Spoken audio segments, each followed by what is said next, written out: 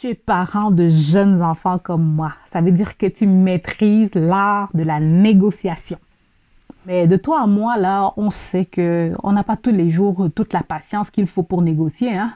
Du coup, parfois les moments de qualité, si on ne fait pas attention, ça va tourner en cacahuète, ça va partir dans tous les sens. Par exemple, tu as une grosse journée comme la mienne aujourd'hui, tu es retourné, tu es un peu enrhumé, tu es un peu fatigué. On avait prévu un 10 minutes à investir pour jouer ensemble. Parfois, quand on commence l'activité, c'est-à-dire tu sens comment tu vas chercher dans tes retranchements. Oui, tu donnes du tien, tu y vas, tu entres dans leur jeu, ils choisissent le jeu, ça va bien, tout est beau, on s'amuse. Mais quand il faut que tu passes à autre chose parce que tu as bien d'autres choses en tant que parent à faire.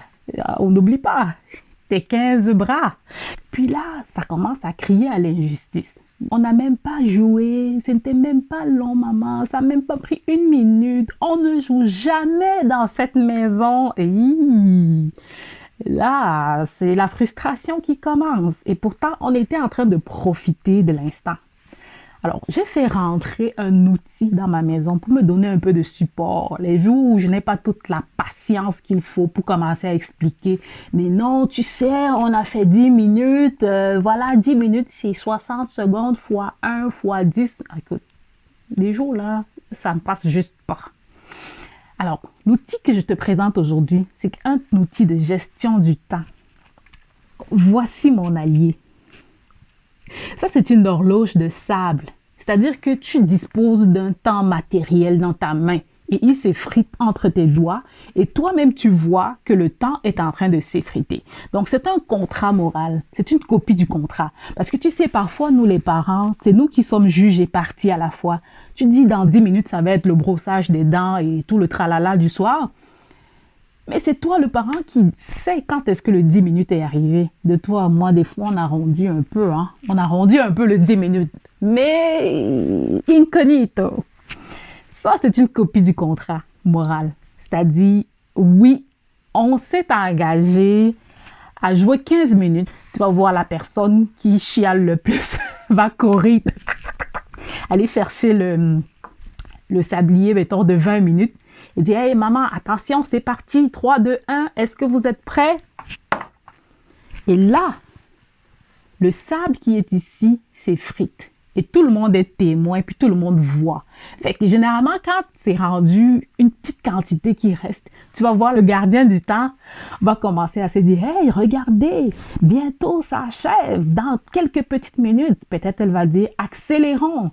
Puis ça va donner une autre dynamique au jeu. Mais quand tu es en train de jouer aux cartes, ça va faire hey, vite, vite, vite. Puis, ou quand tu es en train de chanter, ben, on va commencer à accélérer et on va trouver ça drôle. Et au moment de changer d'activité, ben, ça va se faire, généralement, ça se fait beaucoup plus en douceur. Et il y a moins de cris à l'injustice. Reste jusqu'à la fin, je vais te proposer des variantes. Si tu n'as pas de sablier dans ton environnement, tu sais, hein, les parents, c'est vraiment outiller les parents pour un quotidien plus facile et pour des moments de qualité en famille. Donc, j'ai le sablier de 20 minutes, de 30 minutes, de 10 minutes, de 3 minutes et de 5 minutes. Donc, ça peut être utile pour plein d'affaires. Tu as tout ton choix là. Parce que tu sais, dépendamment de comment ton enfant est, il y a des enfants qui sont très, très résilients.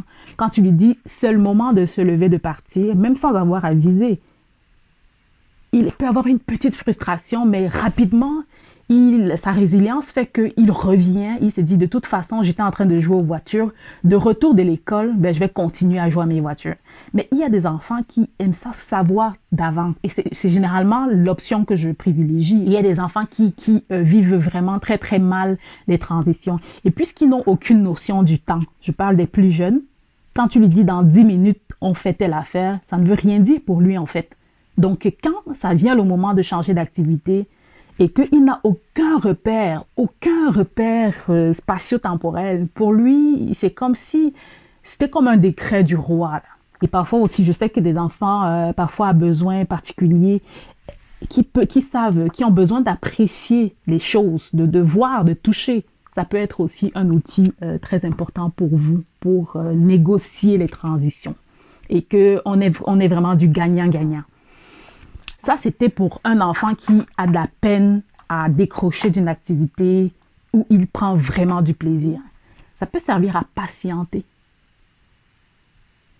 Quand ton enfant vient te demander, mettons, maman, c'est à quelle heure que on va, mettons que le gâteau est prêt, on est en train de faire une recette, ou maman, viens voir telle affaire que j'ai construite, puis tu as les mains dans la pâte, puis tu lui dis, écoute, dans 10 minutes, je viens te voir. Si tu lui dis juste dans 10 minutes, j'arrive, l'enfant va partir. Ou si tu es en réunion, mais je te garantis que dans 1 minute et demie, l'enfant va revenir te demander, mais maman, tu n'es pas venue voir.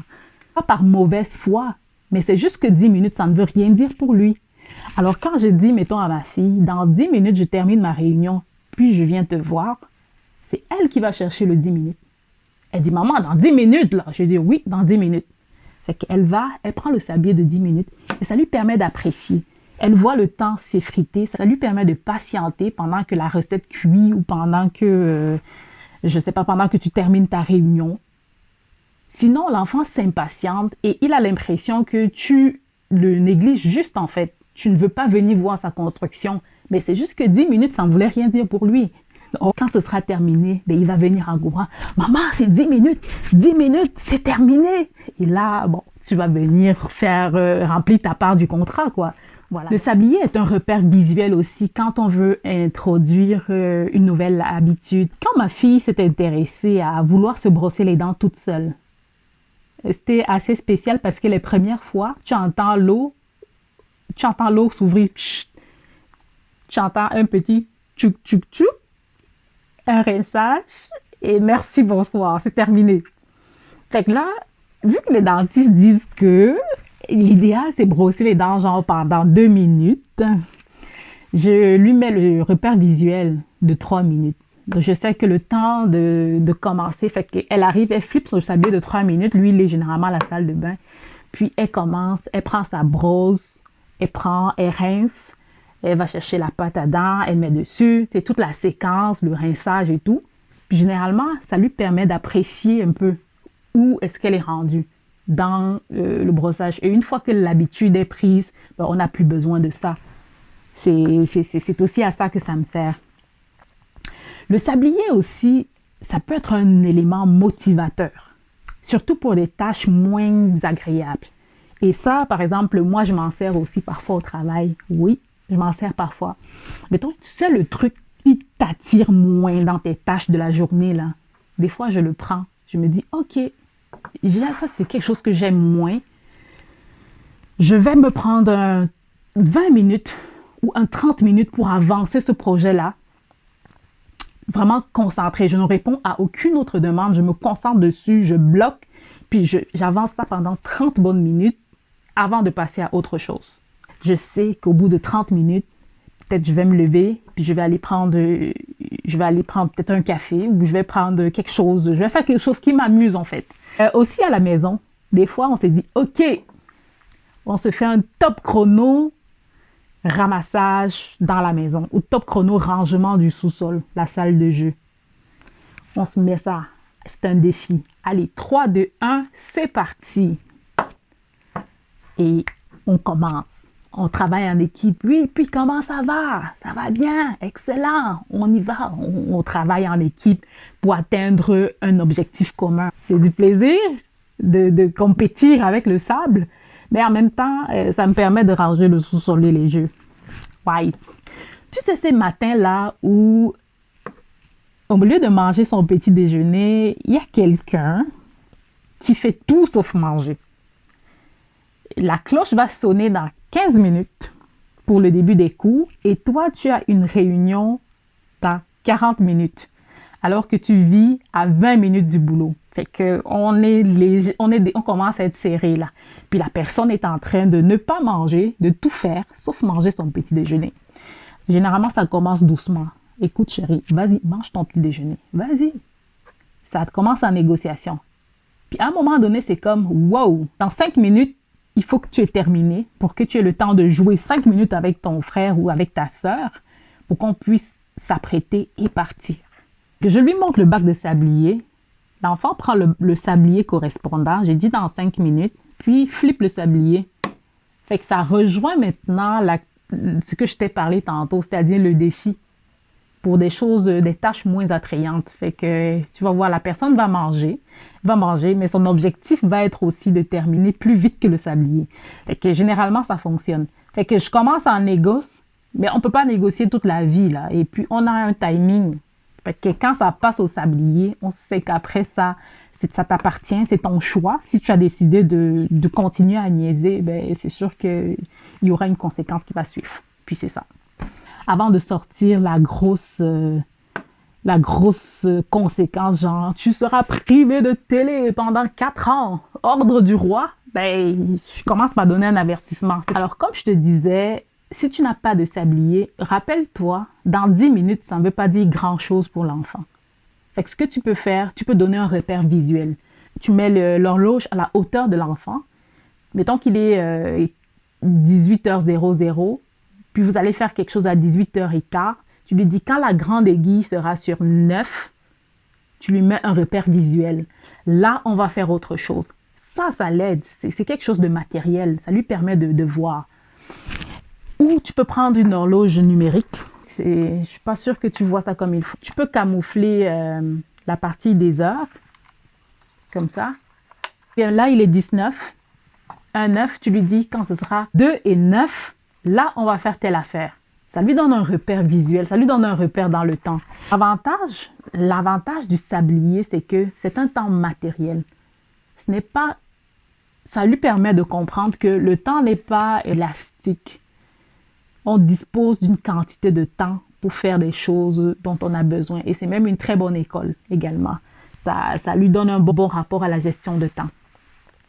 Puis il peut arriver des soirs où, parents, tu as juste 10 minutes. Puis tu leur demandes dans quoi est-ce que vous voulez investir votre 10 minutes. Ça leur permet de réfléchir. Il y a une personne qui va vouloir un jeu court qu'on peut terminer au-dedans des 10 minutes. Mettons un jeu de cartes ou bien un jeu de serpent à échelle ou n'importe lequel. Mais par un soir de semaine, il y a quelqu'un qui peut décider de dire non, oh, je veux jouer au Monopoly, absolument. Mais le Monopoly, c'est un jeu qui a beaucoup de revirements de situation. C'est assez rare que tu termines un Monopoly en 10 minutes. C'est là que la discussion arrive. Oui, on veut passer un moment de qualité, mais sachez que si on prend un jeu qui rentre au-dedans de 10 minutes, on va pouvoir le terminer. Mais si vous insistez pour prendre le Monopoly, ben on va jouer au Monopoly, mais sachez qu'on ne va pas terminer le jeu. OK? Fait que c'est à vous de choisir. Ça peut arriver qu'ils disent non, on y va pour le Monopoly, then fine. On prend notre juge. Ça, c'est les soirées où justement tu as comme un petit créneau horaire à offrir, quoi. C'est pas les soirées relax ou qui peuvent s'étirer vraiment sans pression. Petit disclaimer. Parents, quand ton réveil sonne le matin, ne dis pas que j'avais dit que tu peux mettre le sablier, hein. Parce que si tu dis je dors encore 30 minutes, bonne chance, tu vas te réveiller après-demain. Comme tu vois, le sablier mesure le temps, mais il n'y a pas d'alerte sonore sur ce type de sablier. Nous utilisons aussi le bon vieux chronomètre. Ça, c'est pour des tâches qui ont besoin d'être faites à un moment donné. Je viens de te partager un truc qui améliore considérablement les moments de qualité en famille, qui diminue les frustrations et qui permet à l'enfant d'avoir une copie du contrat moral. Voilà. Fait que, à la semaine prochaine. Pour les parents, on ne lâche pas, on tient le bon bout.